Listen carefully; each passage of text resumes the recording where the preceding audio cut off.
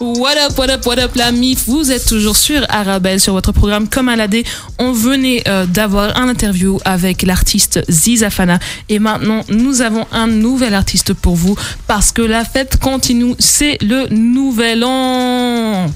Alors, nous avons avec deux nous, invités en plus. Voilà, effectivement, DJ El Quattro. Yes. Ok, il est là. Moi, je vous explique, il est très, très, très serein là, mais moi, j'ai déjà vu tourner les platines, c'était une dinguerie. Ouais, non, moi, c'est bon. On sait qu'il ambiance presque voilà. tout. Mais bon, on va vous laisser lui laisser s'exprimer par après. Juste à côté de lui, celui que nous pouvons surnommer Kuma. Mais c'est-à-dire aussi Motema 243. Lui-même. C'est ça. Ça ne blague pas. 243 Motema. Voilà. Alors du coup, on va continuer plus tard avec toi pour vraiment t'introduire, pour que tout le monde sache en fait qui tu es. Ça me tient fortement à cœur. Je pense que ça tient à cœur de toute l'équipe comme Aladé. Mais là, pour le moment, on va se concentrer sur DJ El Quattro. Parce que ce n'est pas n'importe qui. Alors, tu veux commencer avec la première question? Non, je vais te la laisser faire. Mais enfin, présente-toi. En fait, je veux savoir qui tu es. Qui êtes-vous? Comme tu l'as si bien dit, DJ El Quattro. Je suis DJ ici sur Bruxelles et un peu partout là où il y a de la demande. Mais je suis originaire de Bruxelles et j'ai commencé dans le mouvement il y a plus ou moins 5 ans maintenant. Ok. Et j'ai une préférence artistique pour tout ce qui est hip-hop. Donc quand je dis hip-hop, c'est vraiment de old school, new school, français, US. Okay. Tout ce qui est hip-hop. Ok. Et du coup, tu dis que tu as commencé il y a 5 ans, mais je peux me permettre de demander, tu as quel âge du coup? 32 ans. Vous voyez vraiment que la musique, ça te prend à n'importe quel âge. C'est ça. J'ai commencé il y a 5 ans, mais j'ai des grands frères, des grandes sœurs, et le mouvement m'a touché quand j'avais 12 ans. Ah ouais. C'est-à-dire quand j'avais 12 ans, j'étais dans la chambre de mon grand frère, j'avais des piles de CD, parce qu'à l'époque c'était encore les CD. Ouais, j'ai connu ça encore. Et je regardais. Les vinyles aussi, non? Exactement, les vinyles aussi, mais les vinyles, on jouait avec, je savais pas ce que c'était, je cassais la branche. Oh non. On remettait ça comme c'était. C'est un crime. Mais ouais, je découvrais les albums, je comprenais pas, j'étais jeune, je voyais du NTM, je me rappelle encore de la pochette de la FF, Si Dieu veut, Troisième œil, Saiyan Supakru. Et chez mes sœurs, j'avais tous les albums de Karine, Wallen, Vibe. Ouais. Non, j'étais bien. Elles avaient du goût, quoi. Ouais. Mais est-ce qu'ils savaient que t'étais en train de jouer avec leurs affaires ou pas? Parce que tu viens d'admettre en direct que t'as cassé quelque chose. Les vinyles, les CD, je les mettais dans la grosse chinifie. Ouais, parce qu'avant, on avait c'était des gros bazars, là, des 3 pièces. Là. Ah ouais, non, ma mère, elle en a encore à la maison. Moi, ma grand-mère, elle avait un gros bazar où tu pouvais mettre 5 CD en même temps, qui tournaient en mode rotatif. Là. Ah ouais, non, ta grand-mère, elle jouait pas. Hein. Non, elle avait... Ok, ça va. Elle avait pas trop le temps. Va. On voit d'où tu tiens. On voit. Alors, comment est-ce que tu as commencé à mixer, en fait? Comment est-ce que j'ai commencé à mixer? Comme je l'ai dit, hein, c'est la musique, le hip-hop, j'aimais beaucoup. Et donc, je suis quelqu'un qui cherche, parce que j'ai commencé sans faire exprès, je suis rentré dedans avec mon grand frère et mes grandes sœurs. Et quand j'étais en âge de pouvoir m'acheter les CD et de faire mes propres recherches, j'allais un peu fouiner. Et comme on aime bien être un peu différent et se démarquer des autres. Donc, si toute la masse va écouter, par exemple, Jul, ben moi je vais aller chercher ailleurs. Qu'est-ce qu'il y a à Marseille? Voilà. Dans les bas-fonds de Marseille, qu'est-ce qui se trame, qu'est-ce qui sort, qu'est-ce qui se fait? Et justement avec Chris qui est là. Exactement, Kuma. Chris pour les intimes. On sortait beaucoup à l'époque, quand on était un peu plus jeune. Et ce qui se jouait dans les clubs, c'était pas trop...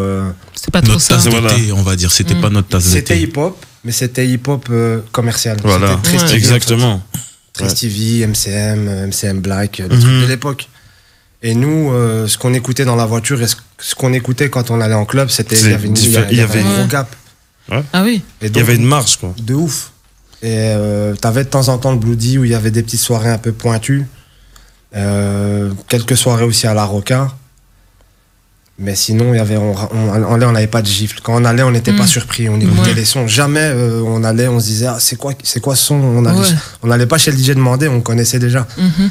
Et un jour, Kouma m'a dit, ouais, faut que tu infiltres le game. C'est tellement typique. C'est vraiment typiquement lui. Il aime bien. On connaît ça. Faut que tu infiltres le game, faut que tu nous fasses plaisir. Faut que quand on sorte, on kiffe, quoi. Exactement. Du coup, tout le monde savait déjà dans ton entourage que tu étais sur les platines, en fait. Quand il m'a dit ça, j'étais pas encore DJ. Non, c'est ce qui a fait. C'est juste que tu avais des playlists de malades. En fait, il avait une connaissance musicale de dingue et il fallait l'exploiter, il fallait le mettre en avant et on s'est battu pour le mettre en avant et voilà, il a fait ça, ces 5 ans exceptionnels et qui l'amène ici aujourd'hui. Donc c'est vraiment un DJ qu'il faut promouvoir et suivre, quoi. C'est El Quattro, quoi. Voilà. El Quattro. Mais du coup, tu étais en train de parler de la différence entre ce qui joue en boîte et ce que toi tu voulais. Est-ce que c'est pareil en fait au jour d'aujourd'hui maintenant que t'es quand même un DJ vraiment hyper connu, quoi? Est-ce que c'est pareil du coup maintenant quand tu fais tourner des platines en boîte? Est-ce que c'est aussi la même musique que t'écoutes à la maison? Ce que moi, en fait, maintenant, j'ai compris que quand t'es DJ et que t'es sur le devant de la scène, c'est pas aussi facile. Voilà, exact. C'est pas, t'arrives, tu mets ce que tu veux, les gens turn up. Non, c'est pas comme ça. Ça, c'est comme ça. C'est parce que t'as une clientèle surtout aussi, tu vois. Voilà, et la clientèle, elle est adaptée en fait à un certain type de musique, entre guillemets. Les gens ont envie de s'amuser. Et souvent, les musiques pour s'amuser, c'est les mêmes. Ouais. Exactement. Et en fait, le problème qu'il y a ici, que j'ai pu remarquer. Au début, quand je suis arrivé, je me suis démarqué. Donc, je mettais ce que je voulais. Je tournais un peu dans certains chicha clubs, etc. Et je voulais pas. Les 2 ou 3 premières années, les 2, je vais pas exagérer, 2, je refusais par exemple de mettre du Jul. On venait me demander du Jul, je disais non. J'étais hip-hop à mort, je mettais que du hip-hop. Après, il a fallu que je me dilue un peu. Et t'as des fois Kouma qui venait me voir, il me disait non, on est en train de te perdre.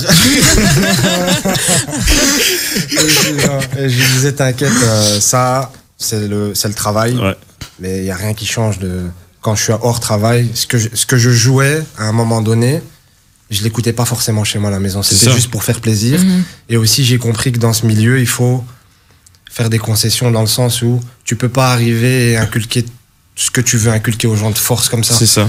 Donc, j'essayais de faire passer mes sons discrètement entre 2-3 sons qui kiffent, que les gens kiffent, des tubes du moment, du Hustle Enfoiré ou du Gradure, etc.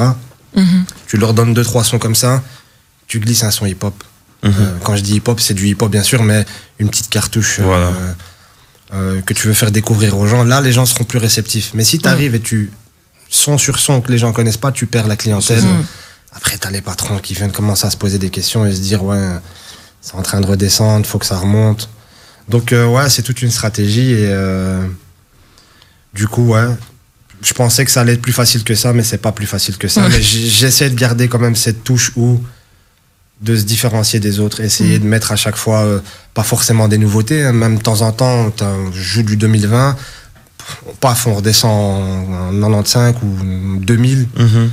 Là, c'est un son comme ça, on voit la réaction des gens.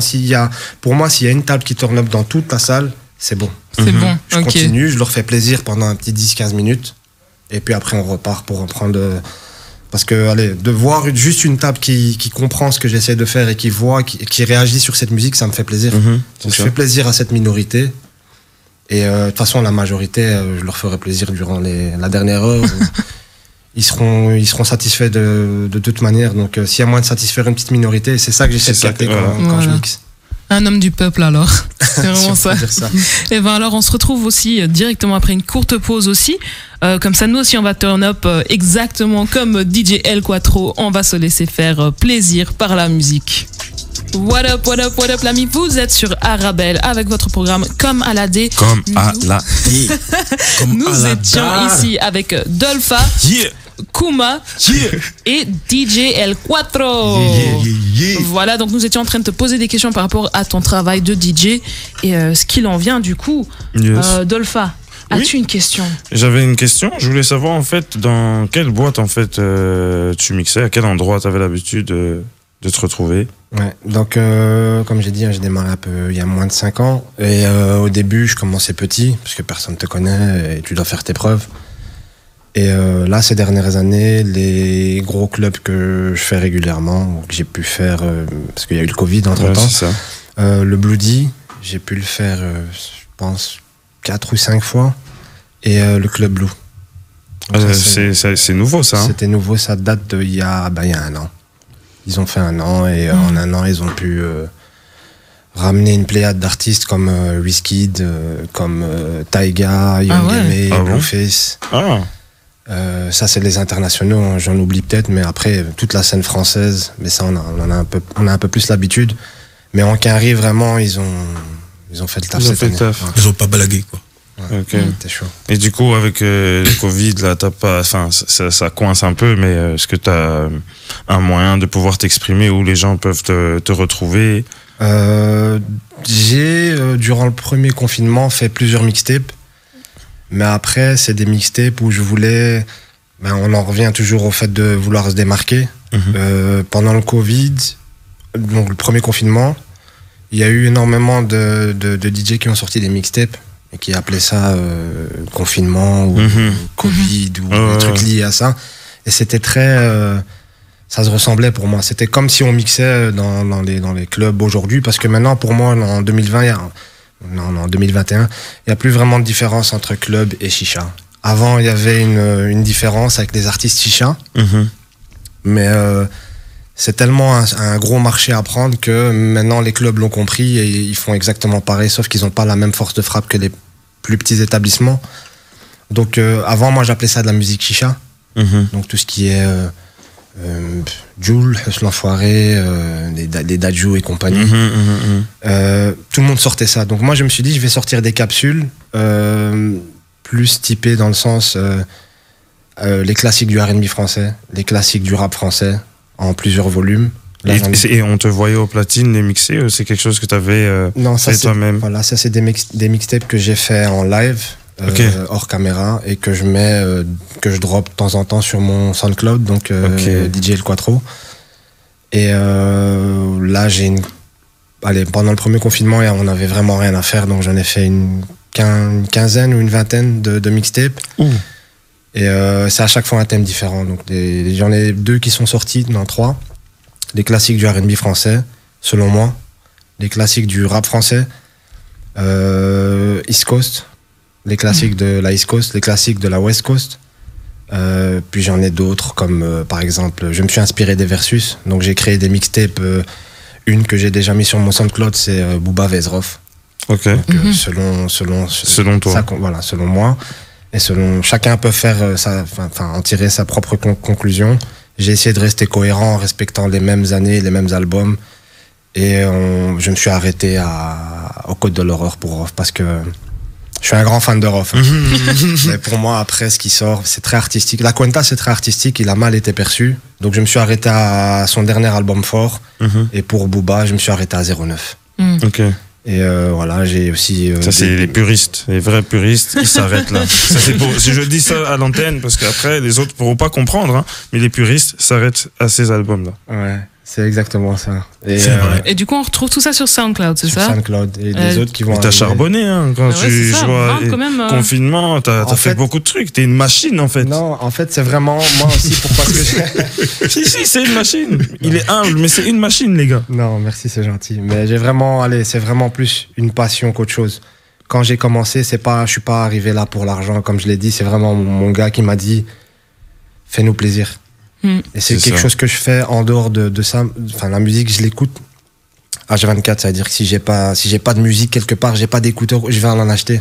Si j'ai une musique sans radio, c'est pas possible. Je vais en louer une le temps que il me faut de la musique partout. Je prends ma douche, musique, je prépare à manger, musique, tout le temps.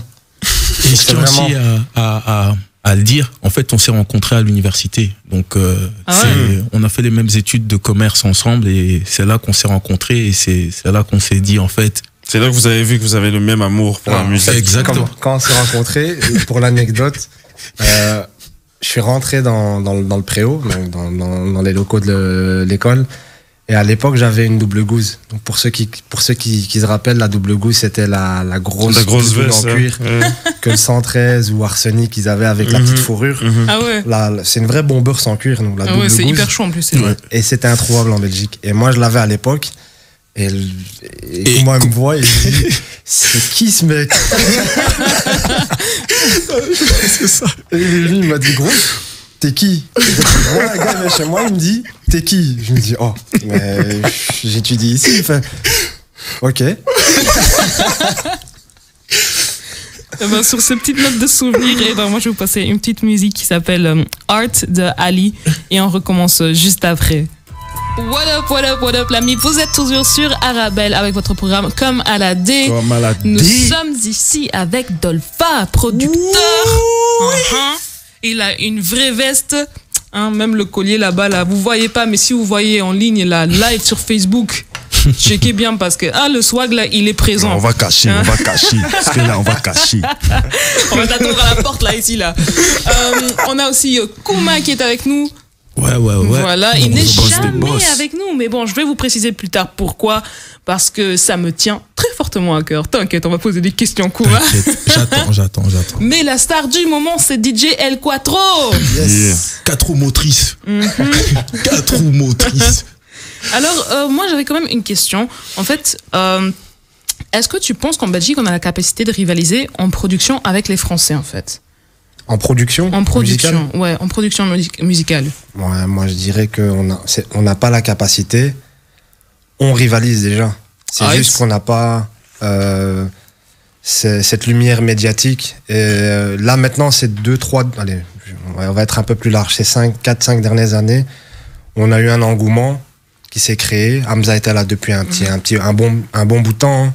D'ailleurs, c'est même Kuma qui me l'avait fait découvrir, qu'il n'avait pas encore sorti H24. On était avec lui en studio et il me faisait découvrir ses morceaux et lui, il croyait déjà en lui. Donc Hamza est en train de pousser, puis t'as Damso qui arrivait par après, avec la puissance de frappe de Booba, ça a explosé.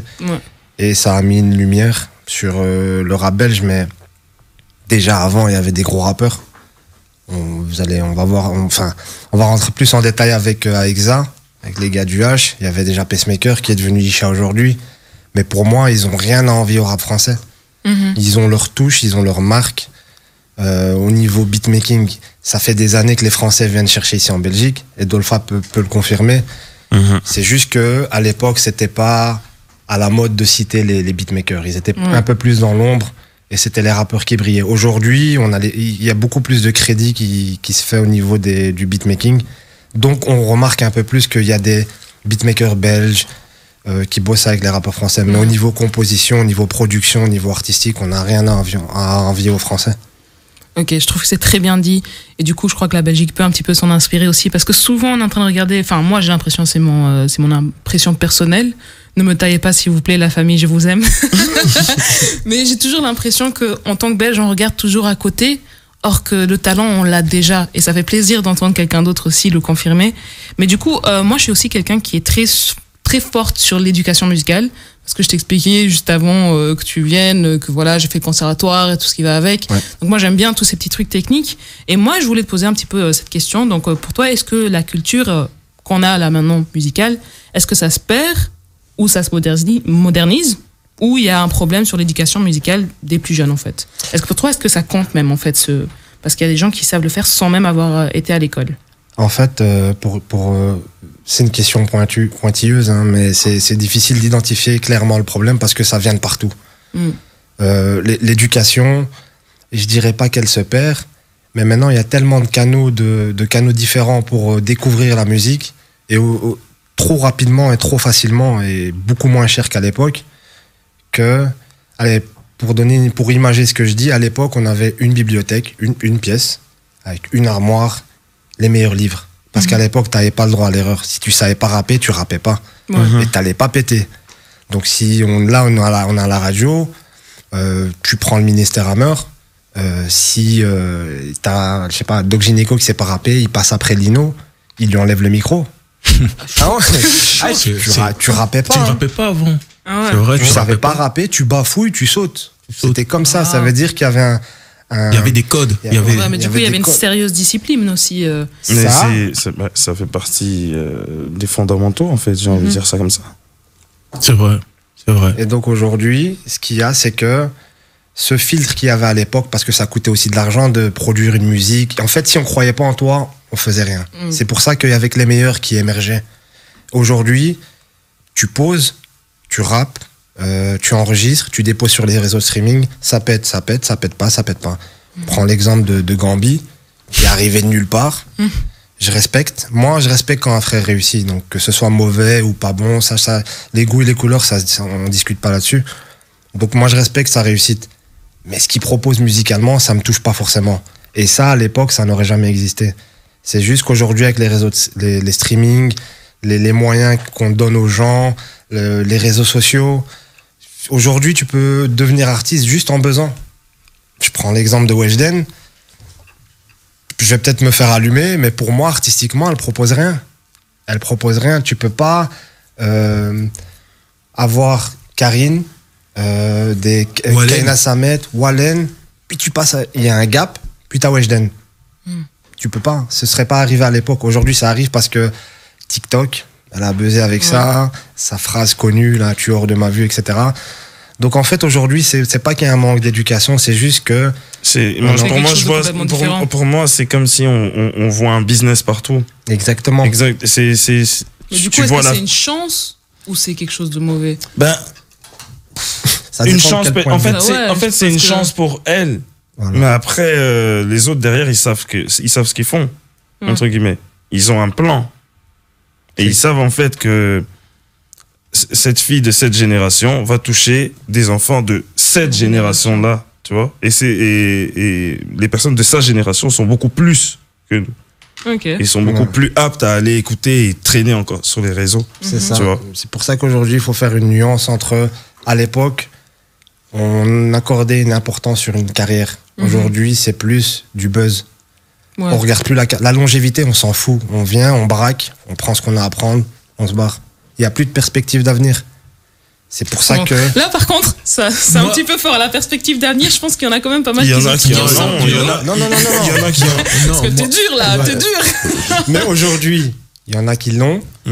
Mais quand tu écoutes les interviews de la plupart des rappeurs, ils se disent, moi je fais ça 3-4 ans et je me barre. Mais la plupart. Ils sont pas là à se dire, à l'époque, tu rappelles... Peut-être leur instruire, du coup, cette passion, en fait. Et du coup, c'est comme ça qu'il y a des gens comme toi qui viennent en faisant DJ, en nous remontrant, en fait, ces classiques de la musique et en donnant cette passion aux gens qui inspirent, en fait, du coup, cette nouvelle génération qui peut-être n'a pas cette inspiration, vu que dans les années qui sont passées, il n'y a pas eu...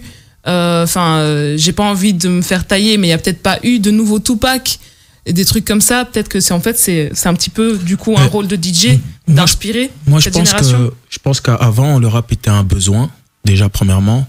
Aujourd'hui le rap c'est un moyen. Ça veut dire qu'avant le rap c'était un besoin de s'exprimer, de se libérer, de dire son opinion. Et aujourd'hui c'est un moyen de faire quelque chose. Un moyen de faire du capital, parce qu'aujourd'hui il faut avouer qu'on est devenu une culture qui fait du capital, et donc quand on regarde des produits comme Weshden, on sent vraiment le capital qui est derrière. C'est qu'on sent plus la passion, on sent plus la création, on sent plus l'envie de proposer quelque chose de différent. C'est vraiment faire de l'argent pour faire de l'argent. Moi je trouve ça dommage parce que ça dessert l'art, mais voilà, ça remplit les poches des différents artistes qui le font et les producteurs, mais moi, je trouve en général, ça dessert l'art et ça dessert la musique en général. Voilà. Donc, ok. Écoutez, on va faire sur cette note. Les anciens, là, ils sont là. Non, mais moi, quand je parle, il faut être précis. Mais au moins, c'est clair. On va débattre encore de ça après une courte pause. Vous inquiétez pas, nous revenons après une courte pause. Vous êtes toujours sur Comme à la D avec Arabelle.